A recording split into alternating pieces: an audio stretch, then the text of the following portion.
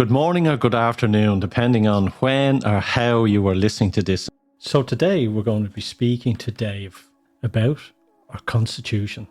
Knowing our rights, our rules, our laws, or is everything just a privilege? There's a lot happening in this country, Ireland, ours. A lot of people are frustrated. A lot of people are worried, fearful and concerned. And hopefully this series, if you tune in, we are going to discuss how you can be a sovereign person and help you and your family moving forward in a world that we hope will be free. So Dave, welcome.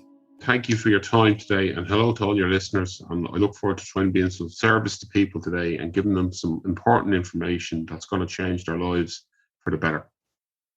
We're going to try and do something every week, but it's about education. It really is. It's about knowing our rights. You know, I always say there was men who passed away, in the early 1900s that gave us our freedom. And a lot of people feel that freedom is being taken away. Where do we start? Okay, great question and great observation, Joe. So I'm going to cut you off the path respectfully and say to you that your freedoms can never be taken away. Wonderful. Yeah, your rights are sovereign and inalienable. I don't care where you're living in any part of the world, by virtue of the fact you're here, somebody put you here, you are the master of your own destiny, you're captain of your own ship, you are your own authority, you're your own writer of your own destiny. That's why we have the word author before the word authority there. Most people don't really understand what their rights are because we've never been truly taught about them. Now, I could get into this in great depth, but before we met, would it be fair to say that we haven't, can I just ask you this question, Joe? Did you ever get a class in what your rights were in school? No. All right. And if you're watching TV at home, your rights, the first time you hear your rights is probably a TV show where the cops are about to arrest somebody and say you got the right to remain silent and your memorandum rights. Basically, that's a fallacy, right? That's somebody trying to tell you what your rights actually are. So imagine this for a second. So the first time people are told or get an inkling of what their rights actually are, somebody else is telling you you've got the right to remain silent. What's that actually doing to the individual's psychology and self-belief, right? I cannot write your rights down as much as you cannot write my rights down, okay? We haven't met, right? I can only tell you where my rights end and your rights begin, all right? And that means that we're part of a fair and equitable society, that we all have a duty of care towards each other. And that it means empowerment, and that it means education. Education is really important because it's much better that we have somebody beside us who's well informed on the rights, because that person won't get angry, they won't go out and cause trouble, they won't get out and protest. They're just going to do things in a lawful, respectful manner, ask questions. They're going to be model citizens, if I can use that term, and I use in the highest possible sense. And they all have an appreciation for who they are and where their standing is. Your rights come from God. And if you don't like the word God, let's use the word universe, okay? And we even break that word down. One verse song, okay? So we're all singing from the same hymn sheet here in relation to ideas and duty of care. If you don't like that idea, if you don't like the idea of a universe and you don't like the idea of God, let's try the word creator. You are created. Even if you don't like that word, let's take it another step, go down the other rabbit hole. If you think that, authority is coming from the body of group of people that we call government, that's your own decision. That's to govern means to control, and ment means your mind. I would strongly suggest you that is not a good way to think in relation to where your rights are coming from. I would say to you that you need to reflect on your position here in relation to rights. And the only reason I'm sharing this perspective, Joe, is that I was privileged enough to work with a lot of people who taught me this information. So I'm a conduit here. So I'm not bragging. One of the things that is sort of coming up for me is wordplay. And there it is. The wording that we use will save our grace. And people have to understand this. And doing my research about this, I'm understanding about contracts. And, when a policeman says to you, you have the right to remain silent or whatever it is, or if a policeman or a guard stops you on the road, they'll ask you, do you understand, what I'm saying? And these are all just word plays to get you into these contracts. And that's what's going on at the moment, where we now need to think before we speak. And I think it's more crucial in 2021, 2022 and beyond than just saying stuff for the sake of it. Think before you speak. Oh, absolutely. Should I tell you the rules of the game? If we just go back to the cop show analogy, everything you say can and will be used against you, right? And you see, if you try and use your own words in a court of law, that's hearsay, right? So people need to be very mindful of this. You can never get your way out of the hole. If anybody here knows a guard or a member of police force anywhere, their family members will tell them not to speak to the police, all right?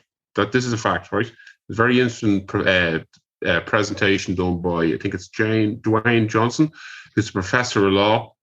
And the name of the clip is "Don't Talk to the Police." And there's actually a police officer comes in with the final word in rebuttal, and the police officer says the exact same thing. And most people fundamentally think that, there's no infraction, therefore speak to the police officer. The reason that Dwayne is saying that you should not is that people, fundamentally honest people, could be nervous, they could make an error, and they could end up tripping themselves up or inadvertently putting themselves in the wrong place at the wrong time. There's no law which requires you to speak to anybody. Unless you're feeling particularly lonely, you don't even have to speak to somebody who stops you on the side of the road in a magic blue suit, folks. Now, it's respectful to do it, but you don't have to speak to somebody you don't recognize. I don't know about you, Joe. My mum used to tell me not to speak to strangers. Yeah, but unfortunately, I speak to everyone. Yeah. I'm the one that walks down the street, Dave, that says hello to people. It is. And everybody's got a right to ask questions. So one of the things which we've learned is, why not? If you've nothing to hide, and which you have nothing to hide, it's okay to speak to these people. But there's that element behind it. Like what I'm learning and what I hope these episodes will bring, to understand people that you're entering into a corporate agreement every time you open your mouth to the establishment, where it is about being sovereign, it is about common law, it is about natural law. But all these, that's the law of nature, of divine, of God. All these other things are just rules of engagement. That's all they are. Yeah. And that's where going back into wordplay, you need to be educated in wordplay when you enter into these rules of engagement. Absolutely. The most important thing that people need to realize is that I'm speaking to Joe now in everyday common or garden or English, shall we say, right? Okay. But we have a certain understanding. And even that word understand means to stand under, right? But I'm using it in its normal, nondescript sense today, right? So I have an understanding of what Joe is saying to me. But if I was a technical professional who got legal training, then those words would have a very precise meaning, right? And they have a very precise meaning in a court of law. Now, you might say to me, well, that's not how I meant it, right? Well, that's not how somebody else is interpreting it, folks, all right? I would challenge anybody here, and this comes back to the point that Joe was just saying here, right? Well, if there's nothing to hide, then, why aren't you speaking, right? Okay, well, if you want to go down that road, prove to me right now that you actually aren't breaking the law right now, right? The no law in the statute books, right? Okay, you can't do that, folks. Okay, we're drowning. Okay, we're absolutely drowning in information. We're drowning in statutes here, and this perspective doesn't come from me. This perspective actually comes from a Supreme Court justice who says that it's actually well advised that a common citizen should not be speaking to the police. Right? This is the Supreme Court just saying this because people can be inadvertently breaking a code, policy, act that is interpreted as if it is law. And this is such an important point, Joe, if I can just finish this point up before we kind of go on any further here. If you don't understand the words that are being used in every sense, you don't know how they're being used against you. So you can say, oh, you should just be sharing this information. You should be just sharing this perspective. Where is your professional technical expertise to back up that assumption? It's interesting because I always say to people, if someone is explaining something to you, say to them, I don't understand. A lot of people will never say to someone else, I don't understand, because they don't want to feel foolish or they don't want to feel inadequate. Say to people, I don't understand. Can you please explain that? And even by saying that, the person that's engaging with you, if that's a teacher or a police officer or someone whoever, it makes them kind of go, oh, hang on, I need to watch what I say. So there is the wordplay. I don't want to go down the guards and everything else, because, sorry. and I just want to finish on that with the guards and everything. They're a very good policemen, a very well-established organization. Sometimes it's just a bad apple, or it's sometimes they're just following a rule because they've been told to. So it's not. This is not about saying that someone is bad or someone is their education or the way their process is as well. So I just want to make that clear. I think what we should focus on today, what's going on at the moment, how someone can stand up for their kids, or someone can stand up for their rights, and you mentioned to me there as well about registered letters and the power of a registered letter. So do we start there, or do we take a couple of steps back? No, I just want to echo something you alluded to there, Joe. Absolutely, we need An Garda Síochána, and I absolutely respect them, and I'm very grateful for what they do, right? And I'm really grateful for their oath, and the fact we have a wonderful constitution in this country. And I know the Garda Síochána in the main, and I mean this, are fantastic people. I just want to drive that home myself, in case that came across the wrong way. Like anything I speak about today is not a get out of jail free card if you're a criminal, you've got bad intent. In fact, you deserve everything you're going to get. Yeah. Right? Okay. This is about the rule of law and being a good, upstanding individual in society. Everything I'm going to speak about today. And it's funny, a lot of criminals would know more about the law than you or me. Absolutely. Well, not you, maybe me. well, me. A lot of the criminals might even be writing some of the legislation, Joe. No? Yes. Yeah. That's it. That's it. So there was a great phrase. I think it was Plato. I says, good people do not need laws to tell them how to behave, and bad people will always find a way around those laws. That's true. That's a fact. That's a fact. Yeah. Super. So you're right, Joe. So I'm going to speak a little bit about registered letters, if that's okay. Okay. Let's put it into a registered letter. What and why and how? Okay, sure. Yeah. So a lot of people are frustrated. They kind of feel like they've lost their power, they've lost their authority a little bit. They're tired, sick and tired of being sick and tired. They keep on voting for change. It doesn't actually happen. People hear this kind of terminology, you can't fight City Hall. I wouldn't fight City Hall anyway. People don't know how to put a matter on the record if it's really important to them. They don't know how to get traction on any particular issue. Right. So most people, if they go to apply to make a complaint or send an email, they don't hear back, or it doesn't get followed up in the way that they actually wanted it to get followed up. So where does this idea of a registered letter and the significance of it come from? Again, I was privileged enough to work with people on this.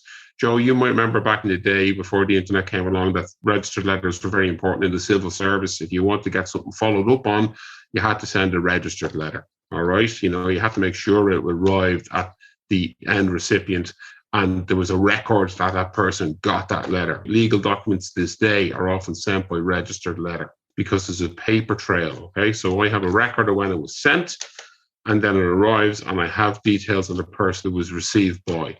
Now, this is very important. So people hear the term for and on the record, but they don't understand what this means. You might hear this in a kind of a court drama, for and on the record.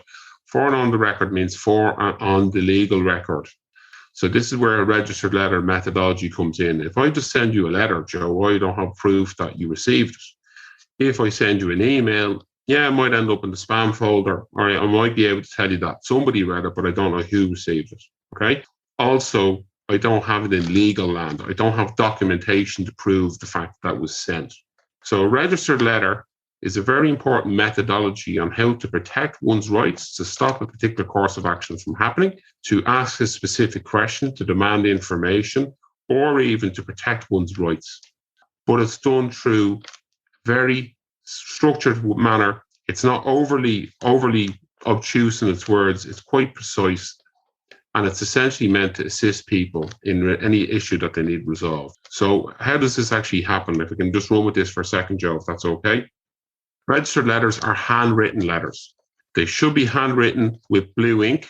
This goes back to the principle of a common law writ.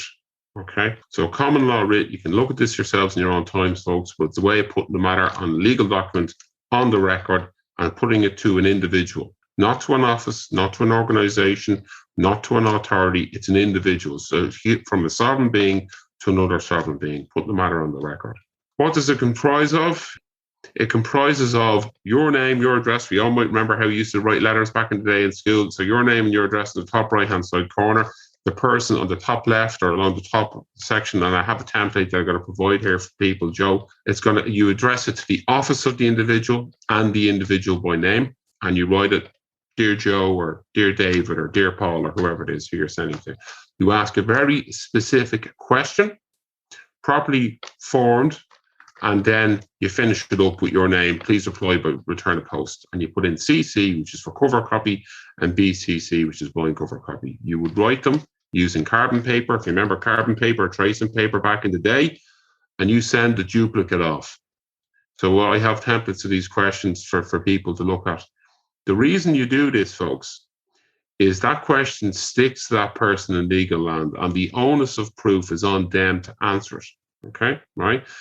Even the word asking, right? We often think of who's asking the questions, but we never actually broke up the word, right?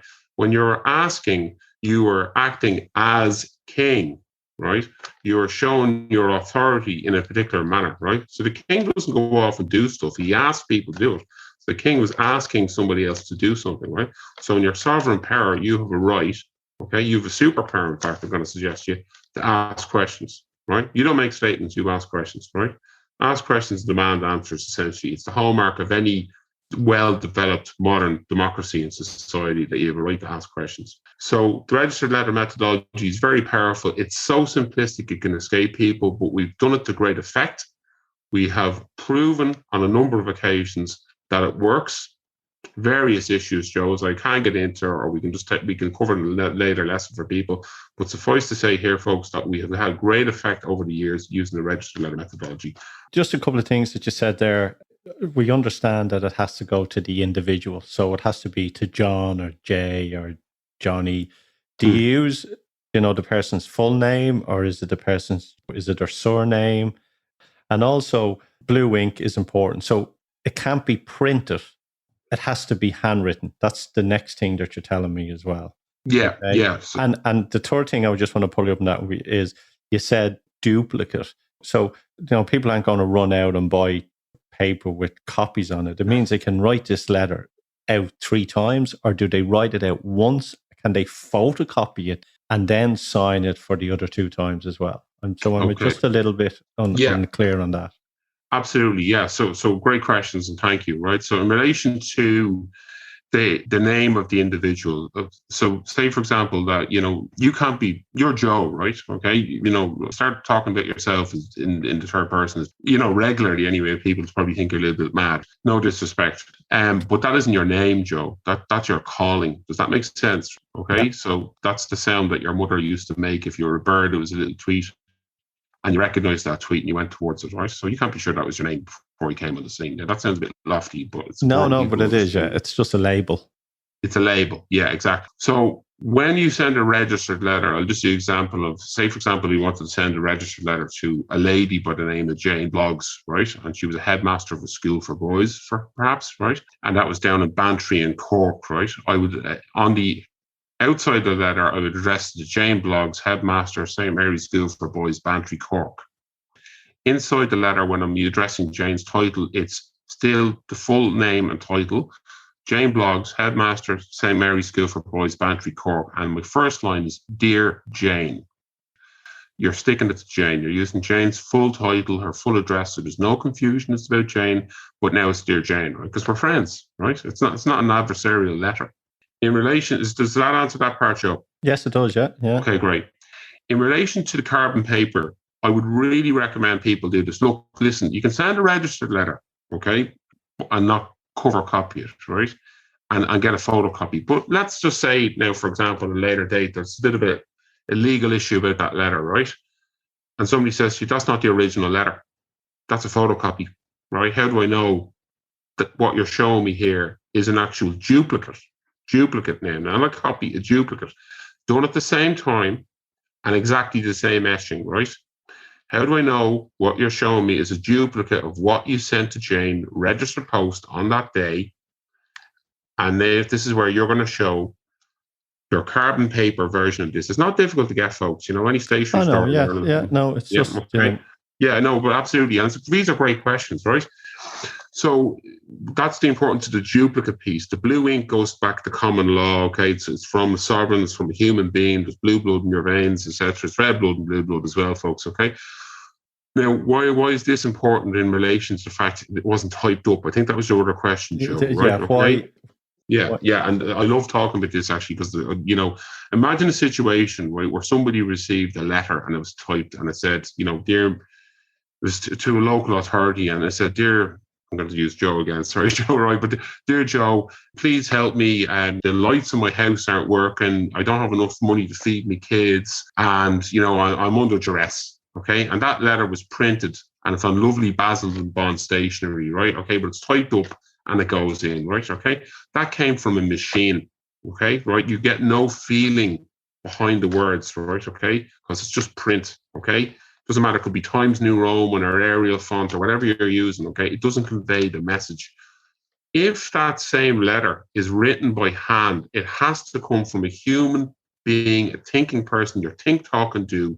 You've taught it, you've actualized it, you've gone to the effort. And think about this, folks. How many people are motivated enough to get a piece of paper, write a letter these days, ancient art form, registered letter, handwritten, conveying that same issue, and then they send it to somebody. And if that same letter said, I'm under duress, I don't have enough money to feed my kids, I'm living in poverty, and that is written in a scrawl where it's quite clear that that person is under pressure. What a legal document to present in court if it was a negligence case, right? Because not only did the person ask for help, it was apparent from the writing that that person needed help and you neglected to help them. Who's the onus of proof on there, folks? Is it the nicely printed letter or is it the handwritten letter? You're adding extra meat onto the bones here. Yeah, folks. it's adding that extra tonnage. It's making it more personal. We're talking about individual to individual, so it's making it more personal. And it's quite strange because of technology that's come in. Everything is email. We've been trapped in this mindset that everything is email. So it's a very good point that, if you really want to get something and add meat and bones to it, it's a handwritten letter, really and truly. Yeah. And going back to the duplicate, why duplicate is in blue and not black as well, which makes sense. Absolutely. And if you actually look at, correct me, we might know the answer right now, but rest assured to have a look. But, I think Queen Elizabeth, when she writes something, it's always by her own hand. And I think most of the kings say by my hand. So, we're acting in a sovereign capacity. Yeah, and then the stamp of approval. Does it have to be registered because it is a record of proof? It's no good bringing it up to the person and giving it to them and they go, I never received that. Registered means when you register something, you're putting it on the record, that you're putting into legal land, right? So I'll give you a quick example of this, if I may. So Regis is like from the word the king, right? Regency and that kind of stuff, right? So, your registered letters means that essentially, you're putting the matter on the record. It could be construed that the king is putting the matter on the record. Very simple example of this in legal land, how this works is that, you might get vehicle registration tax. Okay. Apparently you've registered your vehicle and you've now you got your license registration. This is a really, really quick point here. So forgive me if I digress for a second, right? So I couldn't take your car tomorrow, Joe, without your permission. Is that a fair comment? Because you'd say to me, I stole your car. Okay. And rightly so. Now, if Joe registers his car with somebody else, he's handed title or ownership over to somebody else. So Joe is no longer the registered owner of that car. He's the registered user of the car. Okay. Mm-hmm. So you need to understand that this registering is actually putting this vessel, if I can use this term, into legal land. Okay. You've put a motion forward essentially, and you've applied it to somebody else and you've stuck it onto them, right? So in relation to why does it have to be registered, and I hope I'm answering your question in a slightly roundabout way, Joe, why does it have to be registered? You've got to put the matter on the record. It's got to stick to the person. You need the record of it actually having been sent. If I don't hand it over, the written word does not survive. It isn't worth the written paper it isn't written on, and I've no proof of same. the reason why I'm asking is, say there is, say, someone who is very unhappy about masks in schools, and they handwrite this letter out to the headmaster. Let's use that as an example. Yes. And instead of so much going on, and it can easy for me to drop this up to the school, could they print out a sheet of paper going, this is that headmaster, his name, has received this letter from myself on this date at this time, and get the signature of the headmaster or headmistress or the principal and the person that has delivered it. And that is classed as a reg. So I'm dropping the kids off and I suddenly run it. I say to the headmaster of the secondary school, oh, look, I have this for you here. I just want to give it to you. Can you sign this document here to show that you've received it? Okay, so do you understand yeah, I understand, right? So imagine you in that situation. Joe, I have a letter here for you. Would you mind just signing for it? Okay. What would you say to me? Oh, it's just about my kids regarding the mask, and I just want to make sure that you received. I just want to keep everything above board. Yeah. You know yourself, as things are today. Okay, well, do I have to sign it? And I'm just doing devil's advocate here. I'm showing you that the headmaster is actually sovereign as well, folks.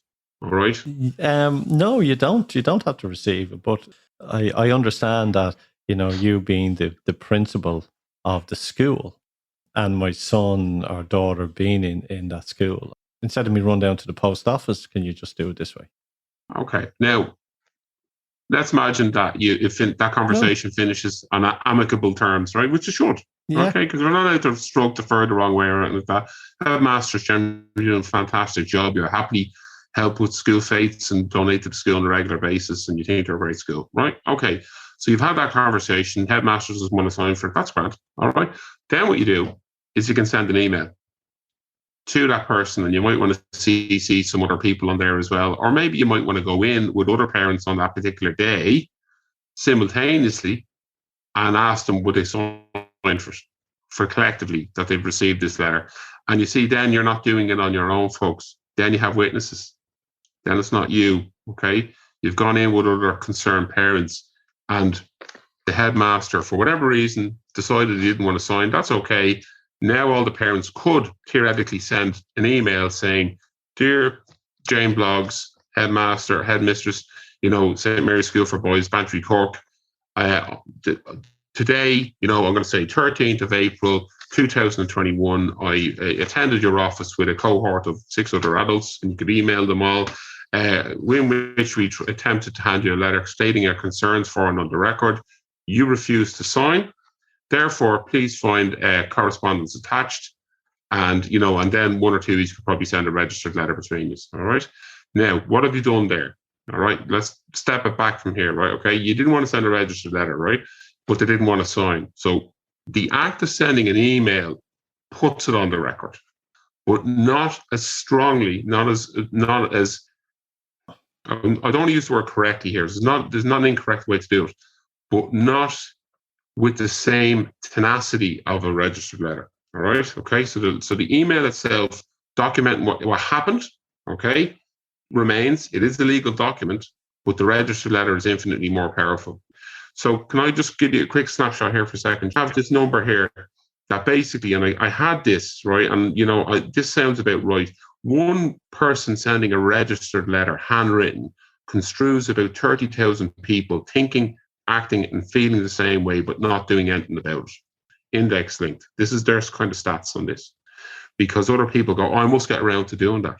So it's a way to speak with multitudes of your voice. You don't need to go into town and protest. You don't need to get the bus and the sandwich in town, a cup of coffee. You can do this from the comfort of your own home and just drop it off down to the post office. So I accept what you're saying, Joe. But if you want to speak with a voice beyond yourself, this is we get a registered letter and someone says sign that, and they go, oh, yeah, sign it, and then you fucking hell, what's this after getting?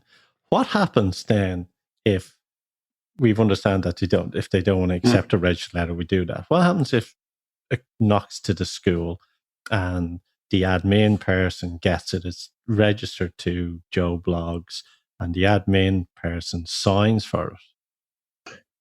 No problem. Notice the agent has noticed the principal. Okay. So Okay. basically, it's the same office, Joe. Yeah, Okay. no, So, yeah, it's just we're just making sure that we yeah, we sort of duty, keep them. duty. So, if you're all under that umbrella of that office, then I don't need a TD to sign that letter. That's a registered letter to the TD. Okay. Right. You just need someone in the office to do You it. need somebody in the office, right? And then it's incumbent on that person, because that letter is registered and addressed to somebody else, to pass it on.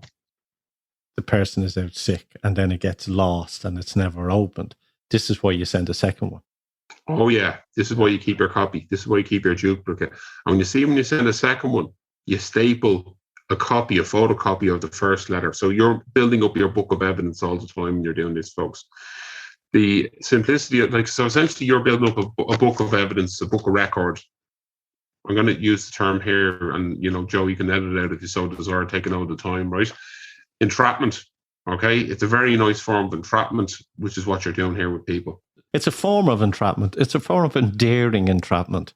It's a duty of care issue. Fundamentally, it's a duty of care issue, right? Because I much rather ask the question on the record, remind somebody of how risky their position is, and get them to consider their actions. That's really what I'm trying to do here. That's the whole idea. It's not, I can't compel you to do something, Joe. I wouldn't want to. Okay. We live in a good society. Okay. I do want to give you pause for thought. I do want to actually get you go, Jesus, I better actually go and double check that, see if I'm actually correct in my assumption there, right? I better get clarity from the higher ups who've given me that direction. And, this goes back to the following orders. There's no defense kind of situation, okay?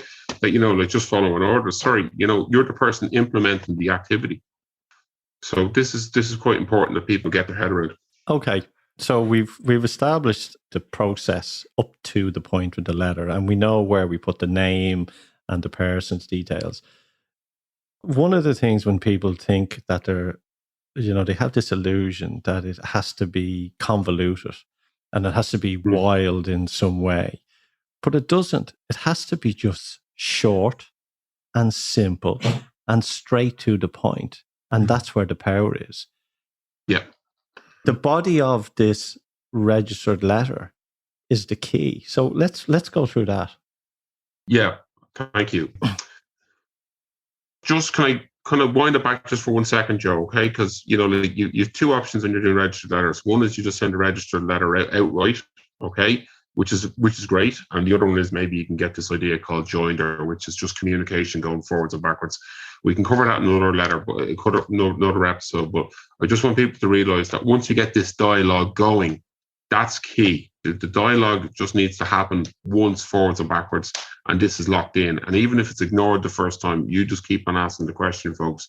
You've got that right. Okay. So, Joe, in relation to the body of the letter, right? Can I give you a hypothetical here, if that's okay? Yeah, for ahead. Yeah. Okay. So let's imagine, right, that we have an individual. Like, I've got skin in the game. I'm a father. Don't know your situation, Joe, but maybe your father as well. And we have a duty of care towards our kids. We have a duty of care towards the headmaster and society at large, right? And we also don't want to let ourselves down, presumably. So, we know our rights. And if we don't know our rights, that's okay. We can learn. But we're not going to rescind any rights and let anybody else kind of tell us what to think without doing our due diligence. I think that's a fair comment. And just making sure that everything is up to speed and tickety-boo, if we can use that term, right? So imagine now I have a child and they're in that St. Mary's School for Boys down in Bantry in Cork. I don't know if there is a St. Mary's School for Boys down in Bantry in Cork, but I'm just using this as an example. Probably is, and they're listening to this. Yeah, apologies to Jane Bloggs. So if Jane Bloggs was the headmaster down in St. Mary's School for Boys, I would write the following. I would write, Dear Jane, I might read it through and then explode it out if that's okay, Joe. Yeah. Dear Jane, as head of our family, Article 41.1.1, Bunrock na Heron, please forward me the following. Your completed risk assessment rubric or associated documents authorised and approved by you regarding mask wearing for children under your duty of care. A copy of your insurance, full legal and financial cover that specifically covers and protects any child that may suffer injury as a consequence of mask wearing. Please reply by return of post. Yours faithfully and kindest regards. You put in your name, CC a radio journalist perhaps, and then you do BCC as well. All right. And the whole idea of that is to actually put the matter on the record, challenge respectfully Jane to provide you with the information that allowed her to make a determination that the actions that she was taking were correct and proper for the students in question. Can I explode that out a little bit, Joe, for everybody? Please. Yeah. Okay. And folks, if you're not living in Ireland, just delete the first line. All right. But this is very important for anybody living in Ireland. Okay. So Article 41.1.1 of Bunrock na HÉireann, even in the Blue Book, states that the rights of the family are higher, more ancient than any human statute. All right. So the reason you're writing to Dear Jane is that it's human to human touch. Okay. So Dear Jane, as head of our family, so you were acknowledging, right, with Article 41.1.1 Bunrock na HÉireann, that the family is higher and more ancient than any human statute. So you're sort of, with respect, putting the line in the sand saying, this is our position here, Jane, right? The Blue Book is the Constitution. Yes, apologies about that, folks. Yeah, and it's also Blue Book hotels as well. So you could get a lot of bookings this time of year. So Bunrock na HÉireann is specifically what I'm talking about here. And it's 1937 Constitution, available online in Easton's if it's not sold off the shelves at this stage. There's a number of constitutions in the state. This is the one that the system recognises, or likes to recognise, but there's several actually that we can use. But just for the sake of the conversation with the headmaster, who is the headmaster of an Irish school, wherein they're bound by the Bunrock na HÉireann Blue Book Constitution of Ireland, you're just reasserting your position. Is that fair enough, Joe? That's it, yeah. So yeah. The body then, the main body of the email is 2 sentences. Absolutely. Yeah. Okay. Just before I read the body, okay, the key thing that people should probably just reflect on is that if I was a parent and I had genuine concerns about little Tommy, and little Tommy has asthma, and he gets stressed out wearing a mask, and I don't want them wearing a mask, and little Tommy's been bullied a little bit because he can't run around the playground too much, and now Tommy can't wear a mask as well, I'm afraid that he's going to be singled out by the students in his class. He's going to be really upset. He might need his inhaler a little bit more. So I'm a concerned parent, all right, in this instance here. So I'm unsure as to what way the school are going to play it. So I'm sending this registered letter now to Jane, right, because I just want to get some clarity on this. So as I said, here's the main body of the letter, okay? And it doesn't matter if it's boy or girl, anything like that. It's a duty of care issue to your son, your daughter, the headmaster, greater society, all the kids in the school. This is coming from a good place, folks, okay? So the question is, please forward me the following. Your completed risk assessment rubric / associated documents authorized and approved by you regarding mask wearing for children under your duty of care, full stop. Now I'm going to explode this out and explain this to people. If Jane, as headmaster or headmistress of the school, is the head honcho in that area, okay? They hand out the instructions to staff members, right? Ultimately, they're fundamentally responsible because they're the head honcho. Jane has to have done a risk assessment, a rubric themselves, all right? This is really important because otherwise they've failed in their duty of care to individuals under their care, right? So you're asking for Jane's completed, not half done, right? You're asking for a completed risk assessment and rubric. What is a rubric? Really important people understand this. If you're an academic and you give a mark to a student and the student challenges the mark, the student has the right to request a rubric. A rubric is essentially a table or a series of criteria which are transparent and open, which allow me to understand your decision-making process, why this was a first, or an A, a B, or a C grade.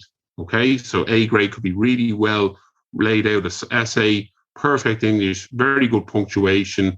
A B grade could be well written, occasional lapses in punctuation, and a C grade could be, effectively must try harder, shows potential. Okay, a rubric has to be clear to everybody who sees it, the individual and the people it affects, as to what that criteria are, and it has to be transparent to everybody. So your question is, can I see your completed risk assessment rubric and associated documents?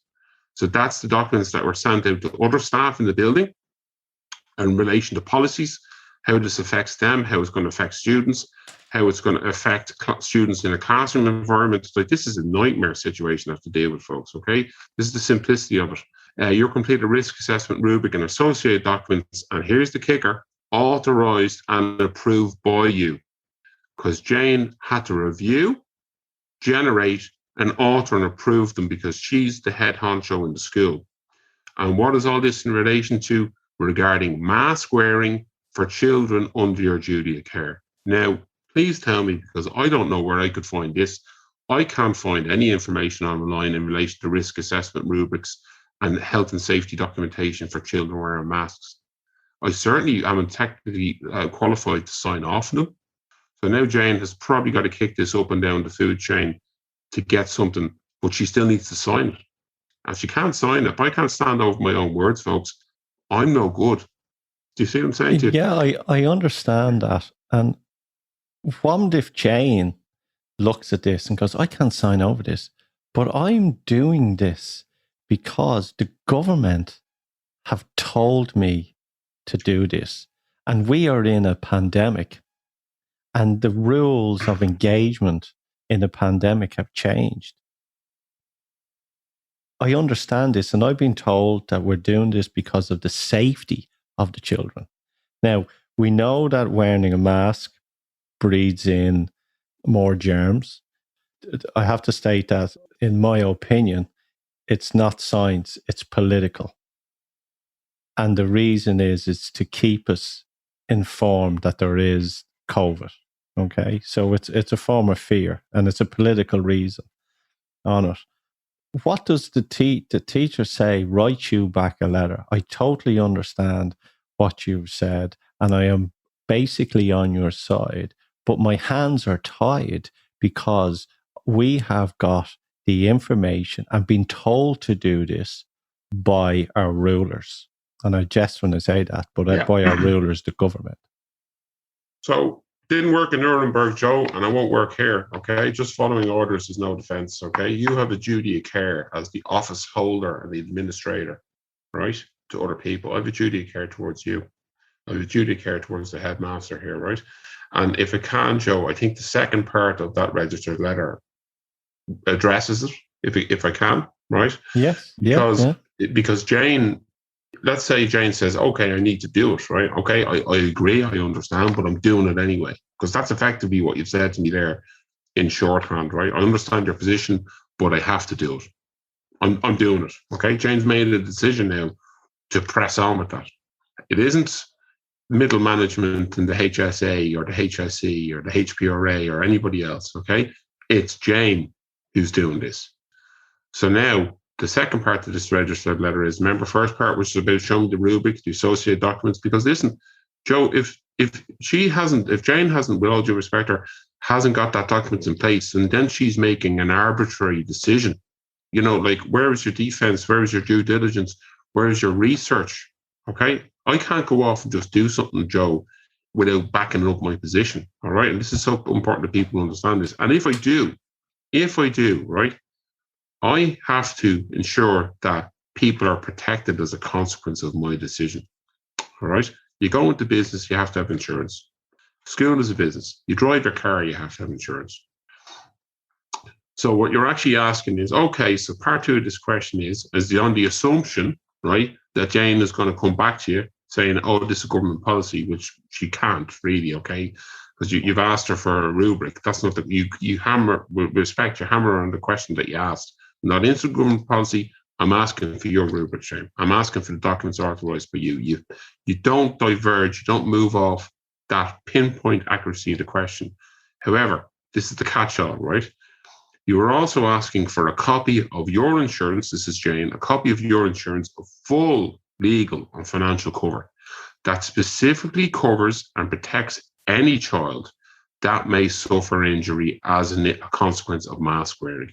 So, if Jane is implementing something on school grounds and without evidence, without safety documentation, then it's Jane that's culpable. We're trying to remind Jen of this. Maybe you have this in insurance policy. They can't have this. This is a farcical situation to have it. Okay. Yeah.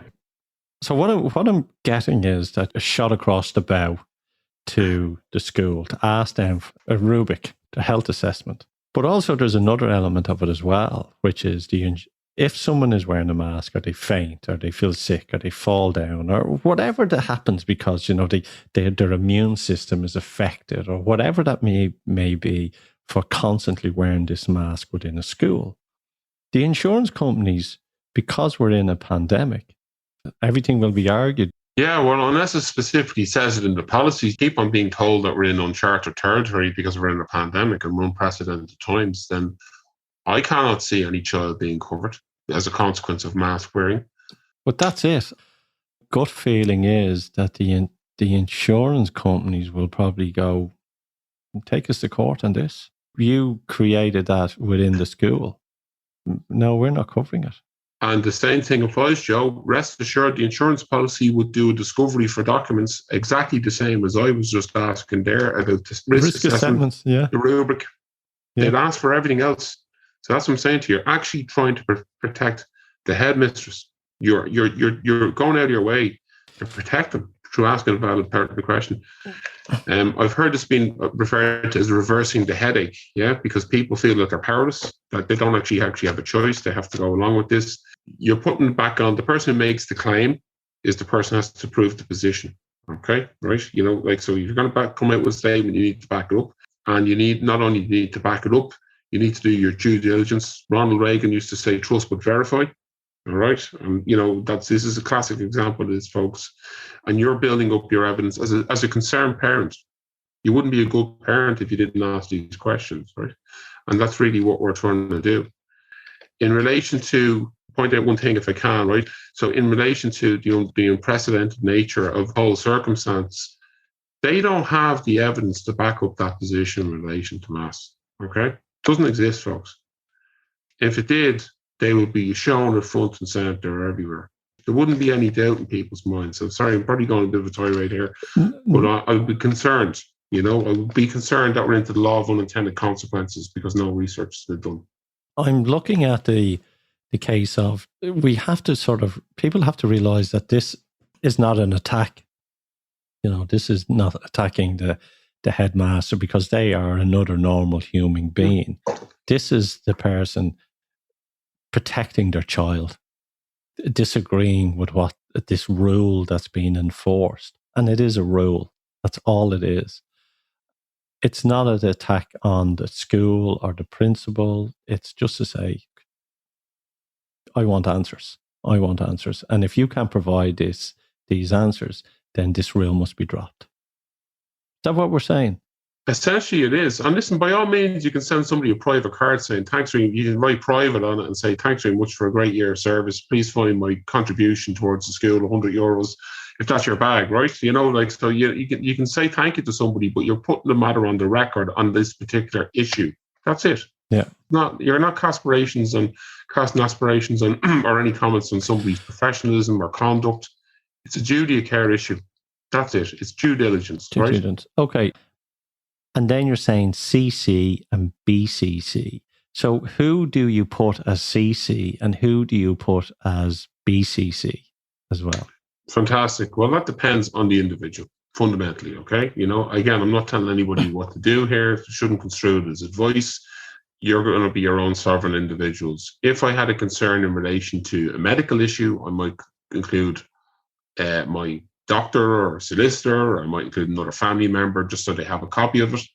That would be the CC. I might include a radio broadcaster or a journalist and ask them because now they're interested party in the story. The BCC is your right as well. You can just do blind cover copy. So CC means cover copy and BCC means blind cover copy.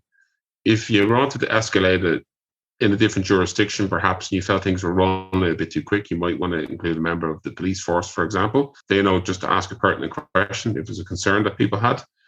In relation to BCC, that's your own private right to keep matters private until a later date when you might decide to release them. So if I can take it from the top again here, right? So in relation to CC and BCC, so I've written my registered letter handwritten.